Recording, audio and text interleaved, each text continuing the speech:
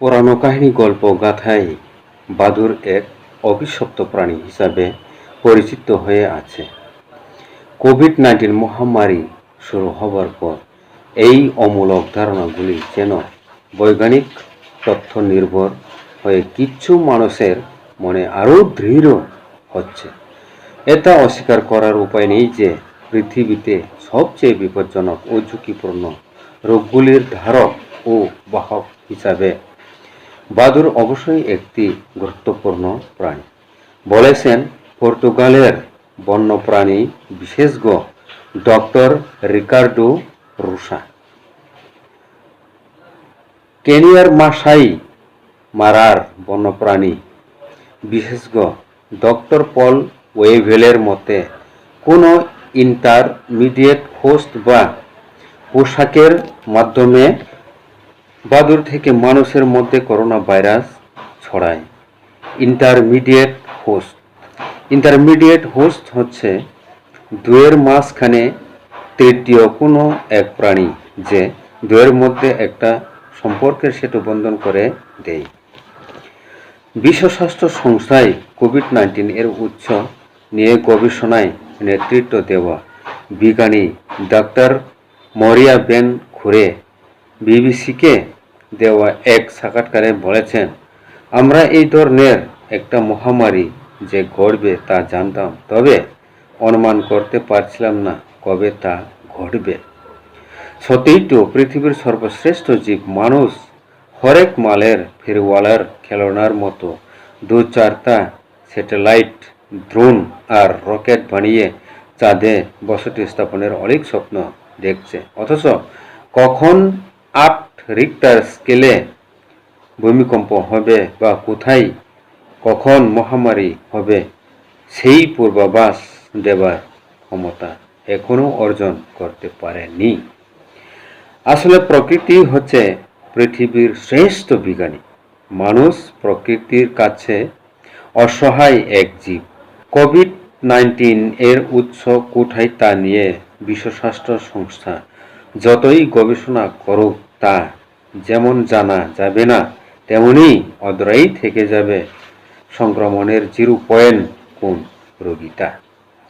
তবে চীনের ওহানের BSL-4 level microbiology centre বা ওখানকার সাপ, ব্যাঙ, ইঁদুর, সেঙ্গিলিন, বাদুড় ইত্যাদি কুখাদ্য বিক্রি হওয়া ওয়েট মার্কিন যুক্তরাষ্ট্রের প্রাক্তন প্রেসিডেন্ট ট্রাম্প সাহেব তো করোনা ভাইরাসকে আদর করে চীনা ভাইরাস বলেই ডাকেন।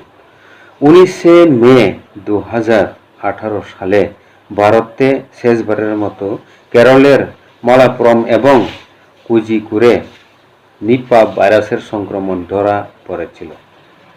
নিপা ভাইরাসের ধারক ও বাহক হচ্ছে টেরুপাস ফ্লোয়িং ফক্স জাতীয় বাদুড়। নিপা ভাইরাস সংক্রমণের কোনো ভ্যাকসিন নেই কোনো ওষুধ। এই ভাইরাস সংক্রমণের ডেথ রেট 70%, তুলনায় কোভিড-19 এর ডেথ রেট মাত্র 3%। মাত্র 3% যে ভাইরাল সংক্রমণের ডেথ রেট, সেই ভাইরাল মহামারীতে যদি গঙ্গা দিয়ে লাশ বেঁচে যায়, তবে যে ভাইরাসগুলির সংক্রমণের ডেথ রেট 70% বা আরও বেশি, সেই ভাইরাস যদি কোনো মহামারীর কারণ হয় তবে কি হবে? সমস্ত পৃথিবীব্যাপী নিপা ভাইরাস যে কোনো সময় মহামারীর কারণ হয়ে উঠতে পারে বলে সতর্ক করেছে আন্তর্জাতিক মহামারী বিশেষজ্ঞরা। নিপা ভাইরাস 1999-এ প্রথম শনাক্ত হয় মালয়েশিয়ায়। আবিষ্কারক হচ্ছেন কুয়ালালামপুরের ভাইরোলজির ছাত্র ডাক্তার কা ভিঙ্গচুয়া। কোভিড-19 ভাইরাস তো মানুষকে 10 থেকে 14 দিন কি আরও বেশি সময় খেলিয়ে মারছে। নিপা ভাইরাস সংক্রমণ মাত্র 12 ঘন্টায় মানুষকে জমপুরতে পাঠিয়ে দেয়।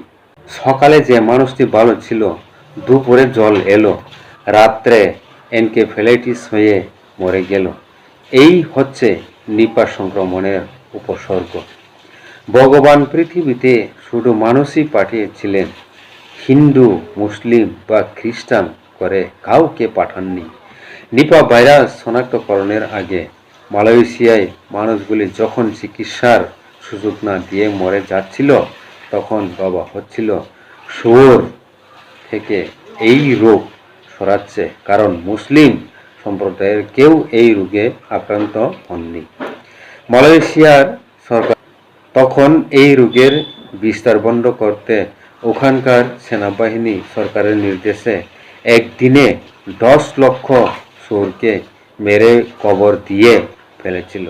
যদিও পরে দেখা গেল বাদুড় ছিল সংক্রমণের উৎস এবং শুয়োর ছিল বাহক।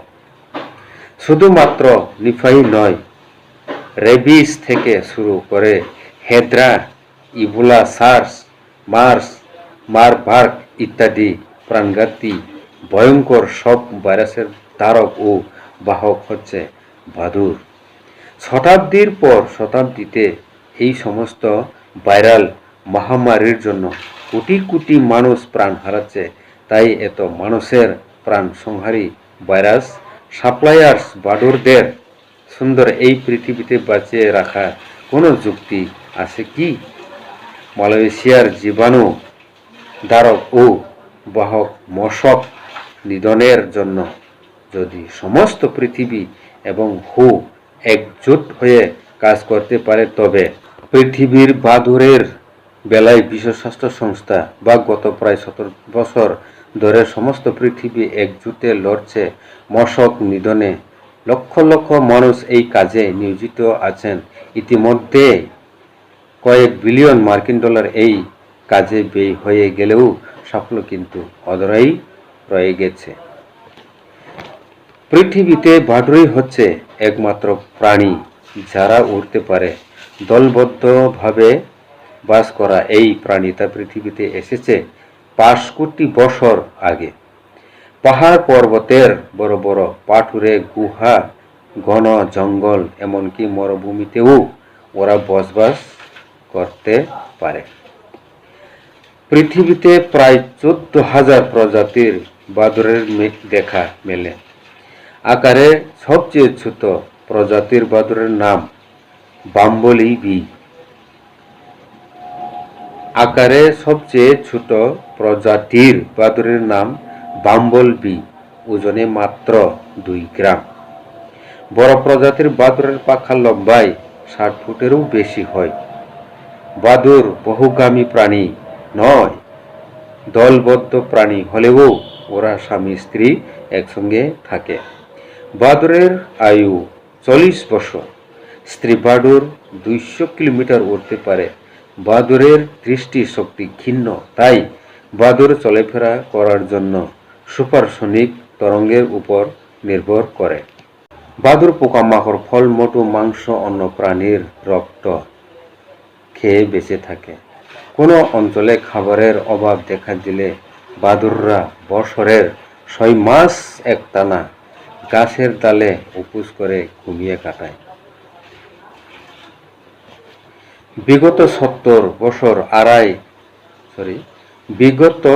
বছর লড়াই করেও মানুষ মশকের বংশ ধ্বংস করতে পারেনি। কিন্তু যেহেতু বাদুড় দলবদ্ধ প্রাণী এবং দিনের বেলায় খুব স্বল্প পরিসরে হাজার হাজার বাদুড় একসঙ্গে ঘুমোয়, শুধুমাত্র হাইড্রোজেন সায়ানাইড বা কার্বন ডাই অক্সাইড অথবা কার্বন মনোক্সাইড স্প্রে করে পৃথিবীর সব বাদুড় মাত্র 7 দিনে খতম করা সম্ভব।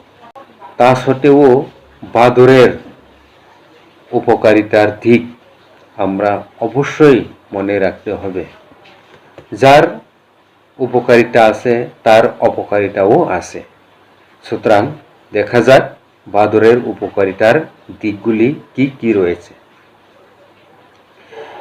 জেনে নিন বাদুড় সম্পর্কে অজানা আরও কিছু মূল্যবান তথ্য। তারপর না হয় আমরা সবাই বাদুড় নিধন যজ্ঞে নিজেদের সামিল করব।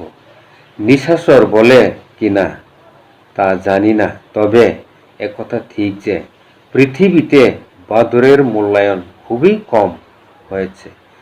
বাদুড় কখনোই কলমচিদের মন জয় করতে পারেননি বলেই আদুর বাদুর, চালটা বাদুর, চামচিকেতে বাজনা বাজায় এই ছড়াটা ছাড়া বাংলা সাহিত্যের পাতায় বাদুর নিয়ে অন্য কোনো লেখাই চোখে পড়ে না। যাই হোক, রাতের আধারে সবার অলক্ষ্যে বাদুর মানুষের কল্যাণে যে কাজগুলি করে যায় সেগুলি জানলে যে কারোর চোখ কপালে উঠবে। পৃথিবীতে প্রায় ৩০০ ধরনের ফুলের পরাগায়ন বাদুড়ের উপর নির্ভরশীল। যে কাজটা বাদুড় না করলে পৃথিবীতে ফল উৎপাদন অনেক অনেক কমে যাবে। হাজারো ধরনের ফলের বীজের স্থানান্তরণ সম্পূর্ণভাবে বাদুড়ের উপর নির্ভরশীল। ফুলের পরাগায়ন ও বীজের স্থানান্তরণ প্রক্রিয়ার মাধ্যমে বাদুড় ট্রপিক্যাল রেইন ফরেস্টের ৯০% পুনর্গঠিত হতে সাহায্য করে। তাই পৃথিবীতে বাদুড় লুপ্ত হয়ে গেলে রেইন ফরেস্টগুলি বিপর্যয়ের মুখে পড়বে। সমস্ত পৃথিবীতে বৃষ্টির পরিমাণ খুবই কমে যাবে, এতটাই কম যে ধরিত্রী ক্রমশই মরুভূমির চেহারা নেবে। ফলে সারা পৃথিবীতে ফলমূল থেকে শুরু করে খাদ্যশস্যের উৎপাদন মারাত্মকভাবে অভাব দেখা দিতে লাগবে এবং তার ফলে দিকে দিকে দুর্ভিক্ষ শুরু হবে।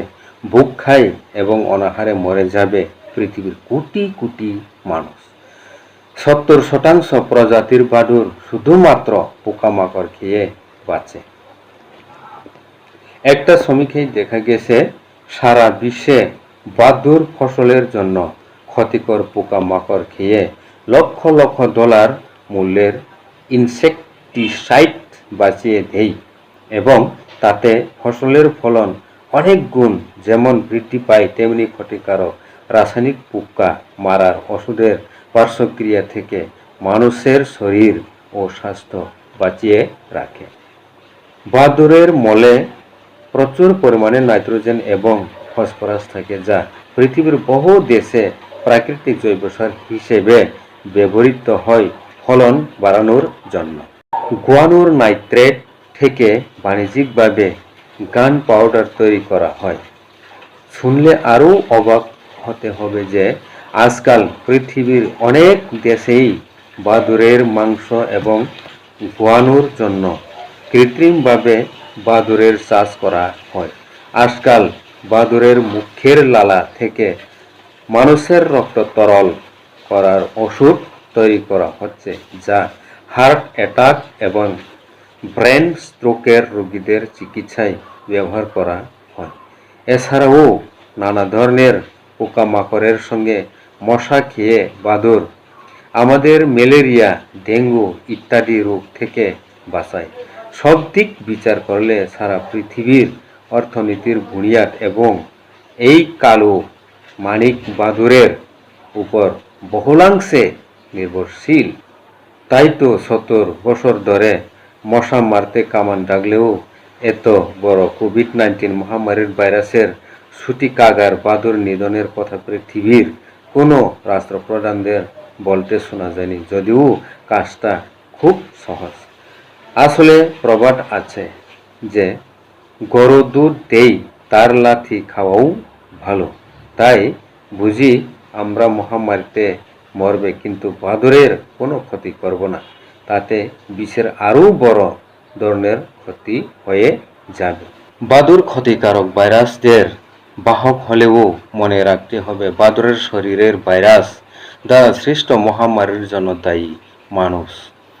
বাদুড়ের মাংস খাওয়া, মাইক্রোবায়োলজি ল্যাবে বাদুড়ের শরীরের ভাইরাস থেকে জৈব সমরাস্ত্র তৈরির চেষ্টা করা, বিভিন্ন ওয়েট মার্কেটে পেঙ্গুলিন, শূকর, কুকুর ইত্যাদি ইন্টারমিডিয়েট হোস্টের সঙ্গে একই খাঁচায় বাদুড় রাখা ইত্যাদি অবিলম্বে আন্তর্জাতিক স্তরে আইন করে বন্ধ করা উচিত।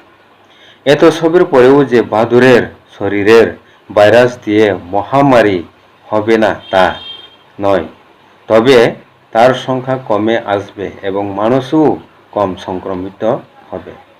বাদুড় পরিবেশ বান্ধব প্রাণী। মানব কল্যাণে পরিবেশের ভারসাম্য রক্ষার জন্য বাদুড় রাতের পর রাত নীরবে কাজ করে চলেছে। সমস্ত বড় বড় রাষ্ট্রপ্রধানদের উচিত হরেক মালের মতো বিভিন্ন সমরাস্ত্র না বানিয়ে বাদুড় যে সমস্ত ভাইরাসগুলির ধারক ও বাহক, সেই ভাইরাসগুলির সংক্রমণ প্রতিরোধ করার মতো উপযুক্ত ভ্যাকসিন এবং ওষুধ তৈরিতে আগে থেকেই সচেষ্ট হওয়া, যাতে সহজেই নিপা, সার্স, মার্স, ইবোলা, কোভিড-19 ইত্যাদি ভাইরাল সংক্রমণ প্রতিহত করার ওষুধ হাতের কাছেই পাওয়া যায়। মহামারী হবে, গঙ্গায় লাশ ভেসে যাবে, তখন আমরা ভ্যাকসিন তৈরির জন্য লম্ফজম্প করব, তা ঠিক না। শেষকালে বলতে ইচ্ছে হয়, প্রকৃতির সঙ্গে মানুষের সম্পর্ক কেমন হওয়া উচিত। কোভিড-19 মহামারী থেকে শিক্ষা নিয়ে তার মূল্যায়ন করা জরুরি। স্বাস্থ্যসম্মত একটা পরিবেশগত ভারসাম্য তৈরি করতে বাদুড়ের প্রয়োজন অস্বীকার করা যাবে না। পরিবেশ বিজ্ঞানী রিকার্দো রুসোর মতে, প্রকৃতির জটিল প্রাণী চক্রের সঙ্গে বাদুড়ও অঙ্গাঙ্গিভাবে জড়িত আছে। ভুল ধারণার বশবর্তী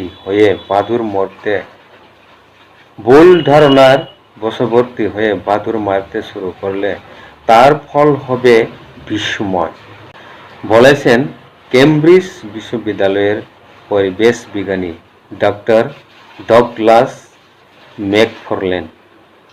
বিশ্বের বড় বড় যুদ্ধবাজ রাষ্ট্রপ্রধানরা বন্ধ রাখুন যুদ্ধ খেলা, নজর দিন চিকিৎসা বিজ্ঞানের উন্নতিতে, তা না হলে মহামারীতে মৃত্যুর সুবল খেয়ে ধনী গরিব, উন্নত অনুন্নত সব দেশের মানুষকেই মরতে হবে। যেমনটা হচ্ছে কোভিড-19 মহামারীতে মরতে হবে সব ধর্ম এবং বর্ণের মানুষকে। যমরাজার দরবারে যে সবাই সমান।